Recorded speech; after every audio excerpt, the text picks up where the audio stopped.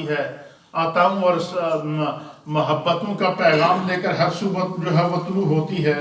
تو اللہ تعالیٰ نے یہاں جو فجر کی قسم کھائی ہے، تو اس لیے فجر کے وقت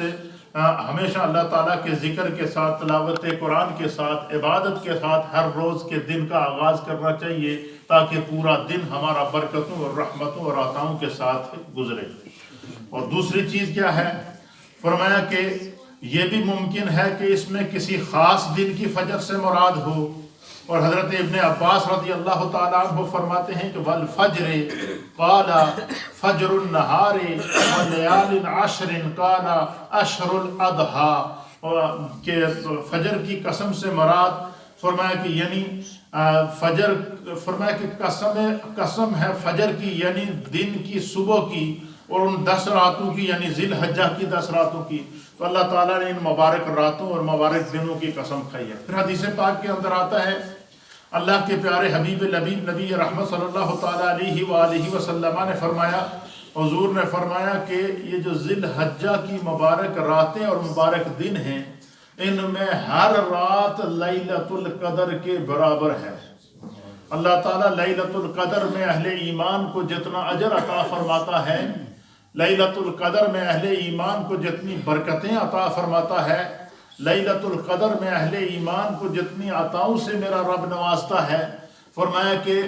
اللہ رب العالمین، دیکھیں ایک لیلۃ القدر کو تلاش کرنے کے لیے ہم پورا رمضان کا آخری عشرہ جاگ کر گزارتے ہیں، کبھی اعتکاف کی صورت میں، کبھی جاگنے کی صورت میں، اس میں بھی نبی علیہ الصلوۃ والسلام کا ارشاد ہے کہ اس کو آخری عشرے کی طاق راتوں میں تمہیں تلاش کرو گے تو ملے گی۔ لیکن یہاں نبی علیہ السلام نے فرمایا کہ یہ جو ذی الحجہ کی 10 راتیں ہیں، ہر رات لیلۃ القدر کے برابر ہے۔ ہمارے علماء اور محدثین نے لکھا ہے کہ ہم ان 10 راتوں کی فضیلت کو کس طرح پا سکتے ہیں؟ فرمایا اس میں ایک تو آپ یہ نیت کریں کہ ان 10 راتوں اور 10 دنوں کے اندر کوشش کریں کہ آپ کی بغیر کسی عذر کے کوئی نماز جماعت سے قضا نہ ہو، ایک بات، اور خاص طور پر عشاء کی جماعت، نماز جماعت کے ساتھ، اور فجر کی نماز جماعت کے ساتھ۔ کیوں؟ اللہ کے حبیب علیہ الصلوۃ والسلام کی ایک حدیث کا مفہوم ہے، حضور نے فرمایا جس نے عشاء کی نماز جماعت کے ساتھ ادا کی، اللہ تعالیٰ اس کو آدھی رات اپنی بارگاہ میں قیام کرنے کا ثواب عطا فرماتے ہیں۔ اور حضور نے فرمایا کہ جس نے واپس فجر کی نماز جماعت کے ساتھ ادا کی، تو اللہ تعالیٰ اس کو پوری رات اللہ کی بارگاہ میں قیام کرنے کا، عبادت کرنے کا، ریاضت کرنے کا ثواب عطا فرماتا ہے۔ تو اس لیے اس میں یہ کوشش کریں کہ عشرہ ذی الحجہ کی مبارک راتیں، جن کو رب کریم نے والفجر ولیال عشر کہہ کر کے فرمایا ان راتوں میں عشاء کی نماز جماعت سے اور فجر کی نماز جماعت سے یہ چھوٹنے نہ پائے، تاکہ ان 10 راتوں میں پوری رات کی عبادت کا ثواب اہل ایمان کو اللہ کی بارگاہ سے نصیب ہو جائے۔ ایک اور حدیث ہے، حضرت جابر رضی اللہ تعالیٰ عنہ اس حدیث کے راوی ہیں، عن النبی صلی اللہ تعالیٰ علیہ وآلہ وسلم کہ نبی علیہ الصلوۃ والسلام نے فرمایا قال ان العشر اشر الاضحى والوتر یوم العرفۃ والشفع یوم النحر۔ نبی حضرت جابر فرماتے ہیں کہ حضور نبی علیہ الصلوۃ والسلام نے فرمایا کہ 10 راتوں سے مراد ذی الحجہ کی پہلی 10 راتیں ہیں، اور فرمایا کہ اور طاق سے مراد جو ہے وہ عرفہ کا دن ہے، اور جفت سے مراد عید کا دن ہے۔ یعنی ان مبارک ایام کے اندر ایک تو ہر رات لیلۃ القدر کے برابر، ان مبارک ایام میں ہر دن جو بندہ عبادت کرے، ریاضت کرے، اللہ تعالیٰ اسے لیلۃ القدر کی عبادت کے برابر دن کو بھی ثواب عطا فرماتا ہے اور رات کو بھی ثواب عطا فرماتا ہے۔ اور پھر انہی ایام کے اندر اللہ تعالیٰ نے اہل ایمان پر حج کو فرض کیا ہے، اور روئے زمین سے جانے والے حجاج اکرام جو ہے وہ 8 ذی الحج سے لے کر جو ہے وہ 13 ذی الحج کی صبح تک تقریباً 5 دنوں تک مناسک حج کو ادا کرتے ہیں، اور پھر ان کی الگ فضیلت نبی علیہ الصلوۃ والسلام نے بیان فرمائی ہے۔ حج کے ہر مناسک کو ادا کرنے کی فضیلت الگ ہے۔ مکہ کعبے سے روانہ ہو کر مینا میں جا کر ظہر اور عصر کی نمازیں پڑھنے اور پھر مینا کے اندر قیام کرنے کی فضیلت کو الگ بیان فرمایا ہے، मिना में रात गुजारने के बाद फिर अरफा के अंदर दिन गुजारने की फजीलत, अब वकूफ़ अरफा की फजीलत को अलग बयान फरमाया गया है। फिर वकूफ़ अरफा करने के बाद मगरिब के बाद वो जो है वो अरफा से मुज़दलिफ़ा की तरफ रवानगी, और मुज़दलिफ़ा में रात के क़ियाम की फजीलत को नबी अलैहिस्सलातु वस्सलाम ने अलग बयान फरमाया है। और फिर मुज़दलिफ़ा में क़ियाम करने के बाद वहाँ से फिर रमी के लिए जाने और फिर कुर्बानी करने, फिर इसी तरीके से तवाफ़ ज़ियारत करने, इसी तरीके से हल्क करने, हज के जितने भी मनासिक हाजी अदा करता है उधर हाजी की फजीलत बयान की जा रही है। उधर इन्हीं 10 दिनों के अंदर जो लोग कुर्बानी के लिए कोशिशें करते हैं, घर से निकलते हैं, कुर्बानी का जानवर खरीदते हैं,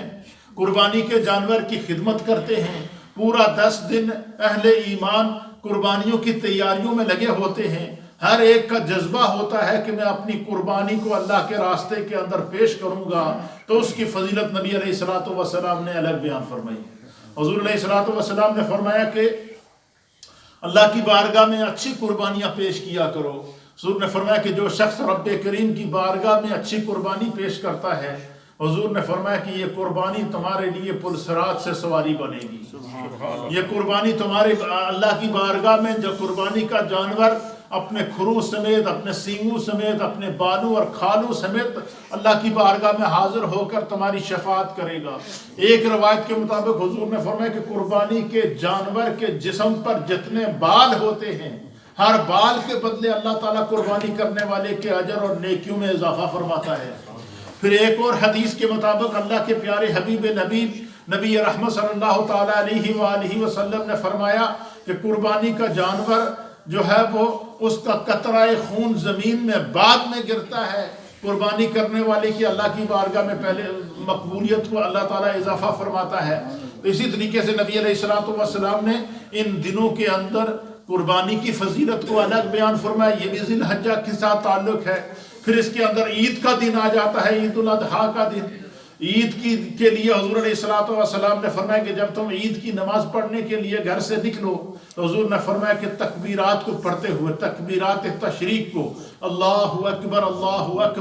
ला इलाहा इल्लल्लाहु वल्लाहु अकबर वलिल्लाहिल हम्द, फरमाया एक रास्ते से तकबीरात को पढ़ते हुए आओ, ईद की नमाज आकर अदा करो। ईद की नमाज पढ़ने के बाद फिर दूसरे रास्ते से तकबीरात को पढ़ते हुए जाओ। और एक हदीस के मुताबिक हुजूर ने फरमाया जिन जिन रास्तों से बंदा मोमिन तकबीरात तशरीक को पढ़ते हुए ईदगाह की तरफ या ईद की नमाज के लिए मस्जिद की तरफ रवाना होता है, तो फरमाया वो रास्ते, उस रास्ते में आने वाले दरख्त, उस रास्ते में आने वाले पत्थर, उस रास्ते में आने वाले जो भी उस रास्ते से मुताल्लिक जितनी भी खुदा की मखलूक है वो सारी उसके साथ तकबीरात पढ़ती है। इसी तरीके से हुज़ूर अलैहिस्सलातु वस्सलाम ने फरमाया इन्हीं ज़िलहज्जा के मुबारक दिनों के अंदर हुज़ूर ने फरमाया जब हाजी तलबिया पढ़ते हुए लब्बैक अल्लाहुम्मा लब्बैक का तराना अलापते हुए हरम से मिना जाता है, मिना से तलबिया पढ़ते हुए अराफात जाता है, अराफात से तलबिया पढ़ते हुए फिर वो मुज़दलिफ़ा जाता है, मुज़दलिफ़ा से तलबिया पढ़ते हुए फिर जो वो आता है फिर तकबीरात पढ़ते हुए फिर वो रमी करता है, तो फरमाया कि उधर हाजी तलबिया पढ़ रहा होता है। फरमाया जिन जिन रास्तों से हाजी तलबिया पढ़ते हुए जा रहा होता है वहाँ के जो दरख्त हैं, वहाँ के जो पत्थर हैं, वहाँ के जो रेत के जर्रे हैं, फरमाया वो भी हाजी के साथ तलबिया पढ़ते हैं। अब आप अंदाजा लगाएं, एक तरफ अल्लाह की हर मखलूक तलबिया पढ़ रही होती है और दूसरी तरफ ईद के अय्याम में रुए जमीन के ऊपर जहाँ जहाँ भी अहले ईमान ईद उल अज़हा को मनाने के लिए घर से निकलते हैं या कुर्बानियाँ करते हैं, जहाँ जहाँ से भी वो गुजरते हैं तकबीरात तशरीक को पढ़ते हैं। और हुजूर ने फरमाया कि जिस तरह तलबिया पढ़ने वालों के साथ वहाँ के दरख्त भी तलबिया पढ़ते हैं, तलबिया पढ़ने वालों के साथ हरम के पौधे भी तलबिया पढ़ते हैं, तलबिया पढ़ने वालों के साथ हरम की फिजा भी तलबिया पढ़ती है, تلبیہ پڑھنے والوں کے ساتھ حرم کی ریت کے ذرے بھی تلبیہ پڑھتے ہیں، تلبیہ پڑھنے والوں کے ساتھ حرم میں موجود جن و انس، حیوانات و جمادات، نباتات، غرضے کے خدا کی ہر مخلوق تلبیہ پڑھنے والوں کے ساتھ تلبیہ پڑھ رہی ہوتی ہے۔ اسی طریقے سے فرمایا جب تکبیرات تشریق پڑھتے ہوئے روئے زمین سے اہل ایمان جو ہے وہ جب تکبیرات تشریق کو پڑھتے ہوئے جو ہے وہ جب نکلتے ہیں تو پھر کیا ہوتا ہے؟ فرمایا کہ وہ جن جن راستوں سے جاتے ہیں ان راستوں میں وہ راستے بھی تکبیرات تشریق اس کے ساتھ پڑھ رہے ہوتے ہیں۔ تکبیرات تشریق کو پڑھ، ایک طرف اللہ اکبر کی صدا اللہ کی پوری مخلوق پڑھ رہی ہوتی ہے، اور دوسری طرف لبیک اللہم لبیک کی صدا حرم کے اندر موجود اور حرم کی سرزمین پر موجود خدا کی ہر مخلوق پڑھ رہی ہوتی ہے۔ اسی لیے نبی علیہ السلام نے فرمایا کہ یہ جو ذی الحجہ کے مبارک دن ہیں یہ خدا کے ذکر کے دن کیا ہے؟ حضور نے فرمایا ان دنوں میں کثرت سے خدا کا ذکر کیا کرو۔ یہی وجہ ہے کہ میرے مصطفیٰ کریم نے فرمایا کہ جب ذی الحجہ کے مبارک دن آئے تو حضور نے فرمایا کہ 9 ذی الحجہ کی فجر سے لے کر کیا 9 ذی الحجہ کی فجر سے لے کر 13 ذی الحجہ کی عصر تک میرے مصطفیٰ نے فرمایا ہر فرض نماز کے بعد ہر نمازی بلند آواز سے تکبیرات تشریق پڑھے، یہ واجب ہے پڑھنا۔ کیا ہے؟ واجب ہے۔ بلند آواز سے تکبیرات تشریق کو جو ہے وہ ایام نہر کے اندر، ایام حج کے اندر اہل ایمان کے لیے روئے زمین پر جہاں بھی موجود ہیں ہر نماز کے بعد 1 مرتبہ پڑھنا واجب ہے اور 3 مرتبہ پڑھنا سنت مصطفیٰ ہے۔ سبحان اللہ۔ اور وہ بھی بلند آواز سے پڑھنا۔ اس سے یہ مسئلہ بھی حل ہو گیا۔ کئی لوگوں کو تکلیف ہوتی ہے جی کہ آپ نماز کے بعد بلند آواز سے ذکر کرتے ہیں، جی کیوں کرتے ہیں؟ بس ذکر ہم خدا کا کرتے ہیں، تکلیف لوگوں کے پیٹ میں ہوتی ہے، یہ سمجھ میں نہیں آ رہی۔ ذکر ہم خدا کا کرتے ہیں، لوگوں کے دماغوں میں تکلیف پہنچتی ہے، اللہ تعالیٰ کے ذکر سے بھی کسی کو تکلیف پہنچتی ہے۔ اللہ کا ذکر تو وہ ذکر ہے کہ جس کے بارے میں میرا رب فرماتا ہے کہ یسبح للہ ما فی السماوات و ما فی الارض، کائنات و ما فیہا کے اندر ہر وہ شے جس کے اوپر مخلوق کا اطلاق ہوتا ہے، فرمایا چاہے وہ حیوانات ہوں، جمادات ہوں، نباتات ہوں، حشرات الارض ہوں، زمین کے ذرے ہوں، درخت ہوں، پھول ہوں، پھل ہوں، پتے ہوں، انسان ہوں، جن ہوں، حیوانات ہوں، جمادات ہوں، سمندر کی مچھلیاں ہوں، اور سمندر خشکی اور تری کے اوپر رہنے والے، زمین پر رینگنے والے کیڑے ہوں، فرمایا ہر شے خدا کا ذکر کرتی ہے۔ آپ مجھے بتائیں کہ اگر کہیں ایسا نہ ہو، ایسی بھی کوئی بدقسمتی، اللہ تعالی ہم سب کو ایسے بدقسمت لمحات سے اور ایسے بد عقیدگی سے اللہ ہمیں محفوظ رکھے، کہیں ایسا نہ ہو کہ قیامت کے دن ایک چونٹی اللہ کے ذکر کرنے والوں میں شمار ہو اور ہم اس صف میں کھڑے ہوں کہ اس کو ذکر سے تکلیف ہوتی تھی، اس کو اللہ کے بلند آواز سے ذکر کرنے سے تکلیف ہوتی ہے، اس کو اللہ کی تسبیح سے تکلیف ہوتی تھی۔ خدا کا ذکر تو اللہ کی مخلوق کرتی ہے۔ حضرت داؤد علیہ نبینا علیہ السلام خدا کے برگزیدہ پیغمبر تھے۔ اللہ تعالیٰ نے حضرت داؤد کو کائنات و ما فیہا کی بادشاہت عطا فرمائی تھی۔ ایک دفعہ حضرت داؤد نے نیت کی ہے کہ میں 24 گھنٹے کیا نیت کی کہ 24 گھنٹے کوئی لمحہ ایسا ضائع نہیں کروں گا کہ میں خدا کی عبادت سے غافل رہوں، اللہ کا ذکر کرتا رہوں۔ اور آپ نے وہ نیت پوری کی۔ کیا کی؟ 24 گھنٹے حضرت داؤد علیہ السلام نے دن رات، صبح شام، منٹ سیکنڈ، حتیٰ کہ ایک ساتھ وہ خدا کا ذکر کرتے رہے، عبادت کرتے رہے، تسبیح کرتے رہے۔ اللہ نے جو آپ پر کتاب نازل کی تھی اس کتاب کی تلاوت کرتے رہے، اور پھر وہ تلاوت بھی ایسے کرتے تھے کہ لحن داؤدی جو مشہور ہے وہ اس وجہ سے کہ جب داؤد علیہ نبی علیہ السلام خدا کے کلام کی تلاوت کرتے تھے تو پرندے رک جاتے تھے،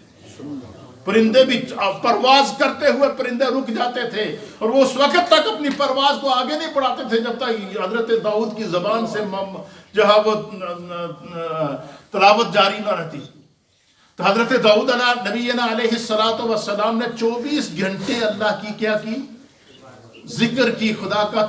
کیا ذکر کیا، اور پھر اللہ تعالیٰ کی بارگاہ میں دعا کی کہ یا بار الہ،